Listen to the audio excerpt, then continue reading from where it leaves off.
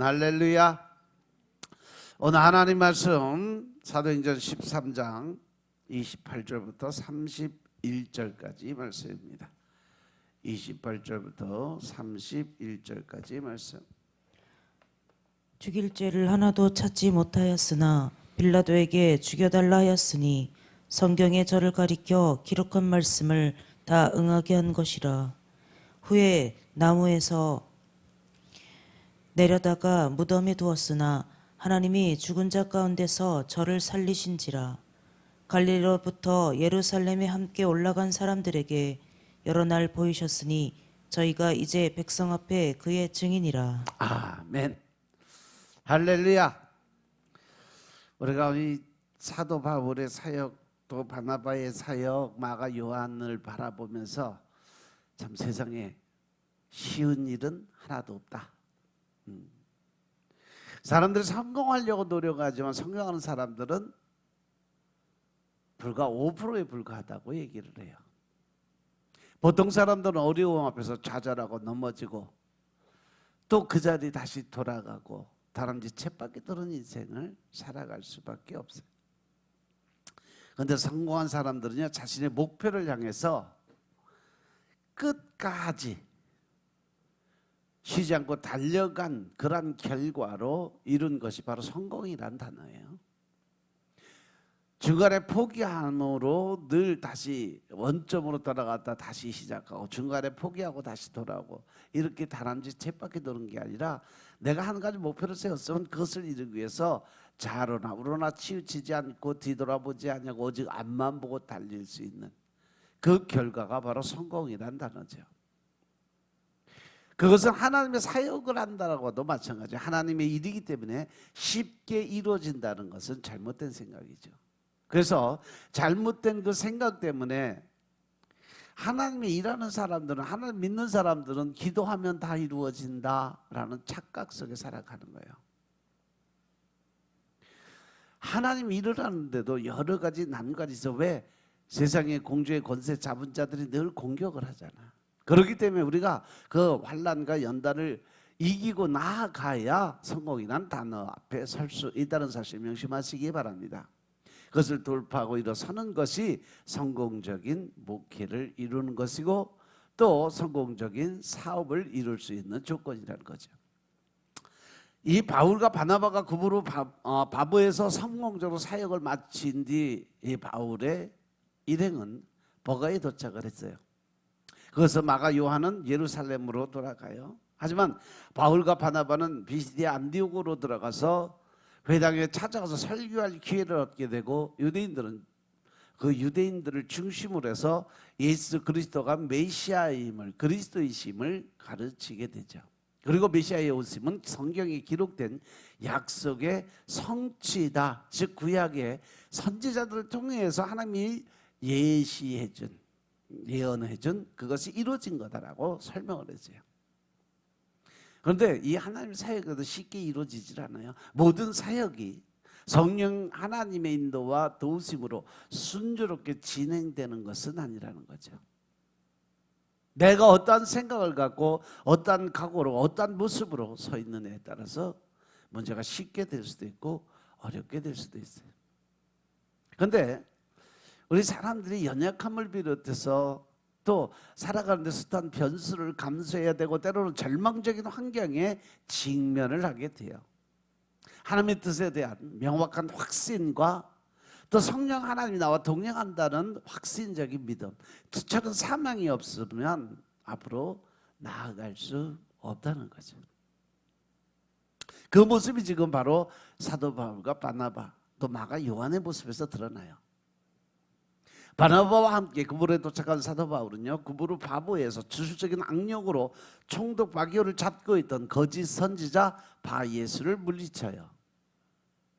그는 이제부터 선교 현장에서 주도적인 인물로 등장하게 되는 거죠. 그들은 이 바보 항구에서 배를 타고 서북쪽으로 진행을 해가면서 지금 터키 남쪽 항구인 안탈리아인 즉 버가에 도착을 하게 되죠.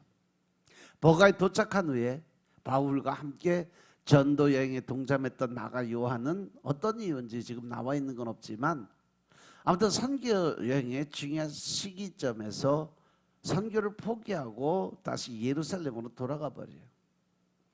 이것은 두 선교사에게 적지 않은 충격을 주게 되죠. 이때부터 사도 바울의 불신은 상당한 시간 동안 계속되고 마가 요한에 대한 이 불신으로 해서 분노를 엄청 많이 가지고 살아요.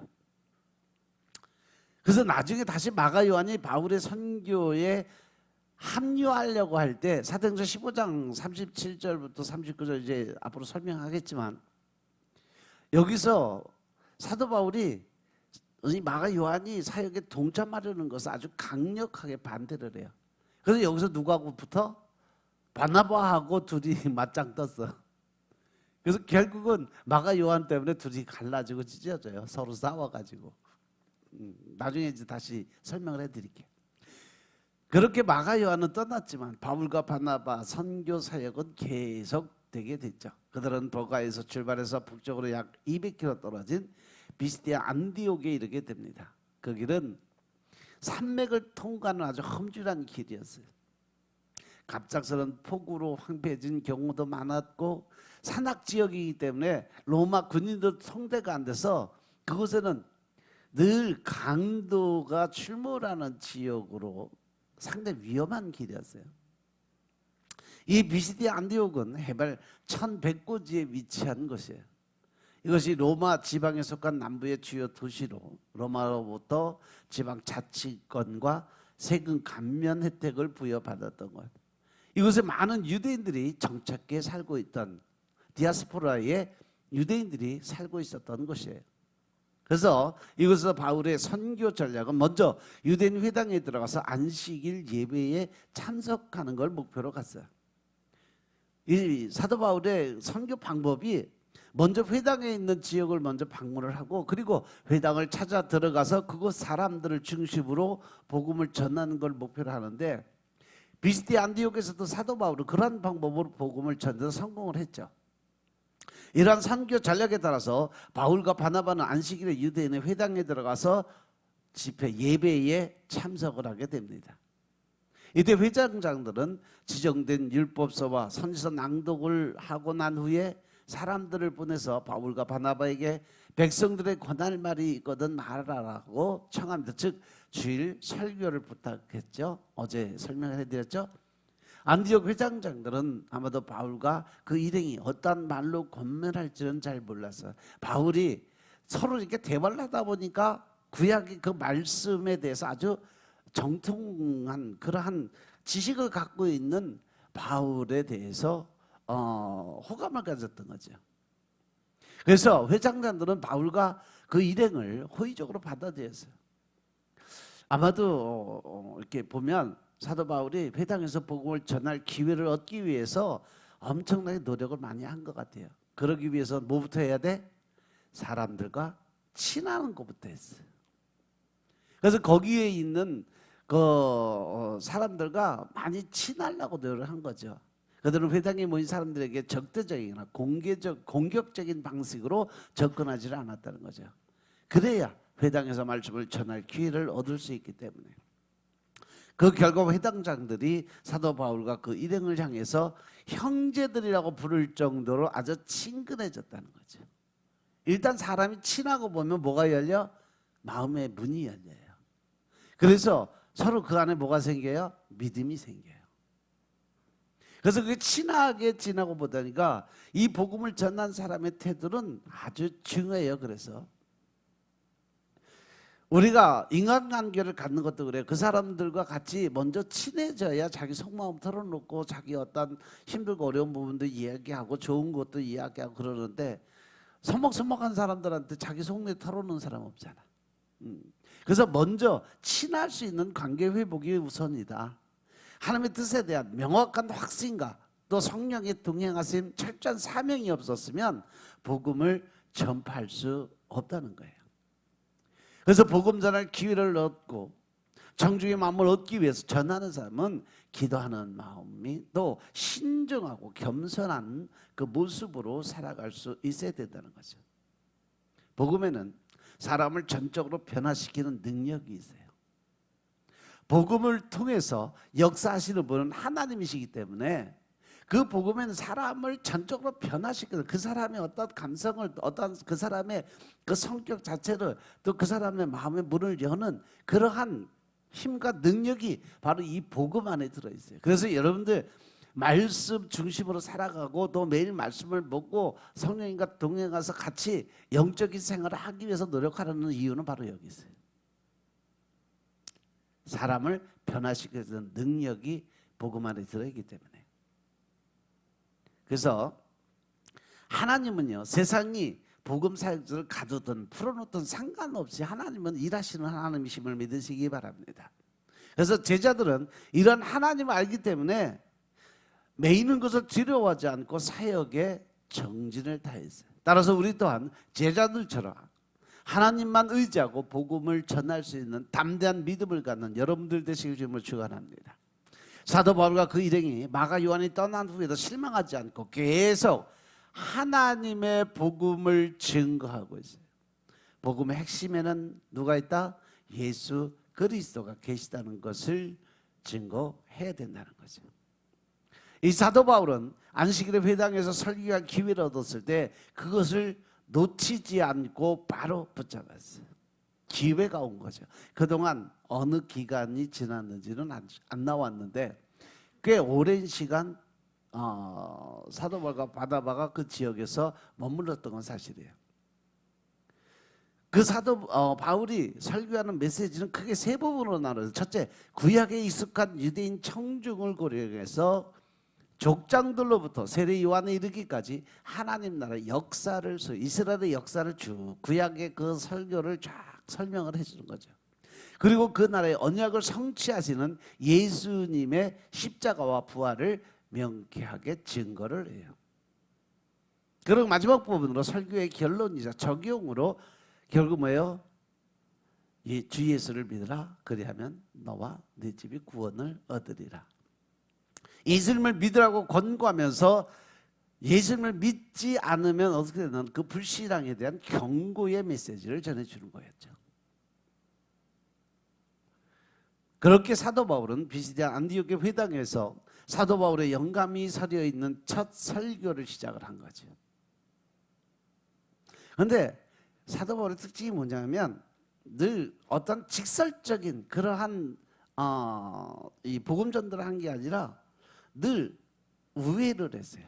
그래서 설교할 때 곧장 본론으로 들어가지 않았어요. 이미 사도 바울은요, 회당 안에는 청중들의 분석을 다 끝냈어요. 비시디안 안디옥의 회당 안에는 안디옥 교회는 두 부류의 사람들이 있었어요. 대부분 유대인들이 있었는데 그 중에 하나님을 경외하는 사람들도, 즉 이방인들도 있었다는 거죠. 하나님을 경외하는 사람들은 일반적인 의미에서 유대교의 호의적이었던 특징적인 그 모습을 가진 그런 이방인들을 가리키고 있어요. 그래서 이들은 비록 할례를 받지 않아서 이스라엘 백성으로 하나님의 백성으로 칭함을 받지 못했지만 회당 예배에 참석해서 하나님께 예배를 드리고 유대인과 같이 율법의 교훈대로 살아가기 위해서 노력하는 사람들이었어요. 누가는 사도 바울이 하나님을 경외하는 자들을 자신의 청족으로 충분히 고려하고 있었음을 보여주고 있다는 거죠. 이방인도 하나님은 구별하지 않으신다는 것을 분명하게 선을 그어서 설명을 하는 거죠. 동시에 사도 바울은 청중이 자신에게 집중할 수 있도록 최선을 다해서 하나님의 말씀의 틀을 벗지 않고 계속 구약의 선지자에 관한 이야기. 그래서 사도 바울은 그들을 향해서 그들이 이게 생각이 분산되고 있을 때 제스처를 통해서 손짓을 통해서 몸짓을 통해서 설교에 집중하라고 환기시키고 모든 사람들이 자신의 말에 귀를 기울이게 만드는 거예요. 이게 바로 리더십이라는 거죠. 사람들이 관심을 갖고 자기 말하는 거에 집중할 수 있게 만들어놓는 거예요. 그래서 사도 바울이 그가 예수님을 다메섹에서 만나고 변화돼서 훈련을 받고 이제 처음으로 파견을 받아서 전도 여행을 따는 첫 설교라고 보기 어려울 만큼 너무 자연스럽고 효과적인 그러한 설교를 하게 돼요. 가말리엘의 문화에서 배운 수사학도 매우 유익하게 작용이 되어 있을 거예요. 자신의 모든 재능과 경험을 동원해서 하나님의 말씀을 효과적으로 전달을 하는 거죠.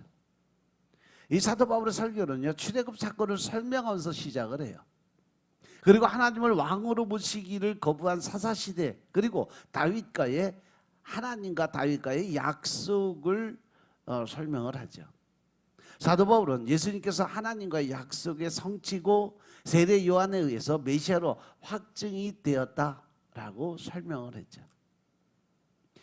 사도 바울의 이 메시지 설교는요, 베드로의 설교 아니면 스데반의 설교와 비교가 될 정도로 아주 엄청난 깊이 있는 설교를 했어요.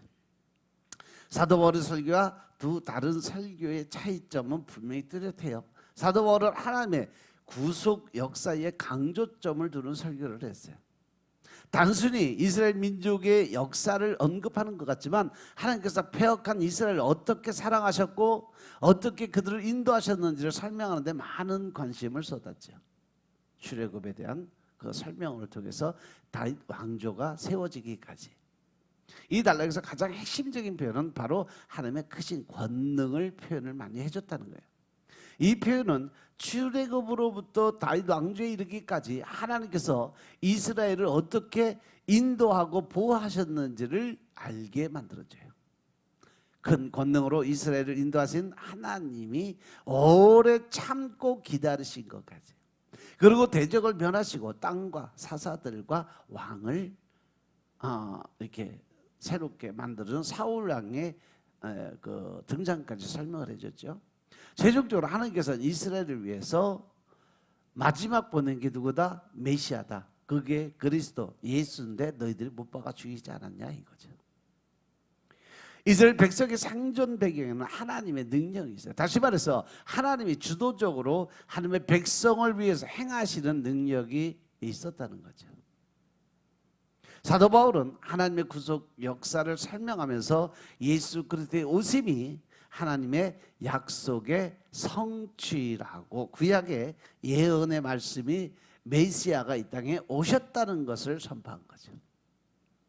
그래서 이제 바울은 이스라엘 백성이 하나님께서 약속을 성취하기 위해서 보내신 구원자 예수님을 알아보지 못했다라고 이렇게 꾸짖어요. 말씀을 깨닫지 못한 어리석은 그들을 거침없이 책망을 했죠. 그들은 메시아를 십자가에 못 박고 죽게 만들었어요. 그러나 하나님께서는요, 예수님을 죽은 자 가운데 다시 살리시고 말씀으로 약속한 구원을 성취하셨다는 거죠. 그것이 바로 우리에게 영생의 삶을 주는 부활의 생명을 주시기 위한 하나님의 계획이었다는 거죠. 사도 바울은 이스라엘의 무지와 완악함에도 불구하고 하나님께서 약속대로 모든 것을 이루어 주셨다고 강조를 해요. 인간의 방해와 회방에도 불구하고 이처럼 반드시 하나님께서는 약속을 지켜주시는 분이심을 강조했죠.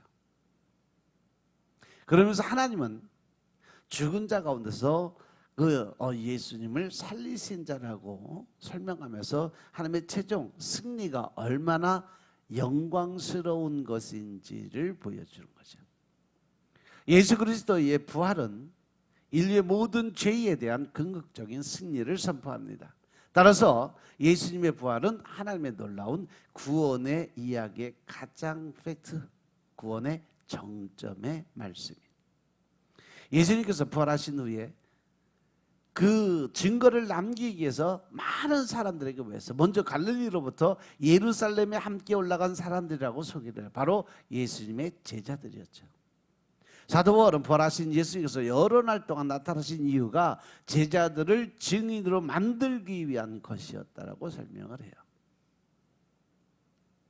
그리고 요한복음 21장에 기록된 부활하신 주님과 베드로와의 만남에서 내 양을 먹이라고 예수님께서 말씀하신 장면은 사도 바울의 이러한 설명을 부합하는 거죠. 그래서 제자들에게 주어진 사명은 예수님께서 행하신 일에 대한 증인이 되는 거예요. 사도 바울은 자신도 역시 그 사명을 위해서 부름을 받았음을 설명을 해요. 복음은 사람이 다른 사람에게 전해줄 수 있는 최고의 선물이 뭐냐? 바로 그것이 복음이다 라고 설명을 하는 거죠. 모든 사람에게 예수 그리스도의 복음이 필요하기 때문에 그렇죠. 우리를 통해서도 예수님의 생명의 복음이 누군가에게 흘러가기를 원하시고 계신다는 사실 명심하시기 바랍니다. 그래서 여러분들에게 요즘 계속 하나님 말씀하신 것이 뭐냐? 전도에 집중하라는 거예요. 이 사도행전에 나와 있는 그 모습대로 이제는 여러분들이 변화되기를 원하신다는 사실 명심하시기 바랍니다. 그래서 우리는 항상 복음 전파에 대한 영적 준비가 되어 있어야 된다는 거죠. 항상 준비된 자. 그렇지 않으면 복음을 전할 기회가 있어도 전하지 못하고 오히려 당황할 수밖에 없는 그러한 일은 만들지 말라는 거죠. 그래서 영적 준비를 위해서 주님 담대함을 주시고 주님께서 하실 전할 말씀을 제 입술에 준비되게 하옵소서. 기도드리는 여러분들 되시길 주님으로 축원합니다. 28절 29절에 보니까 이제 빌라도가 예수님을 죽여달라고 이야기하는데 죽일 죄를 하나도 찾지 못했다 그랬어요. 그래서 빌라도는 예수님을 유월절 특사로 놓아주자.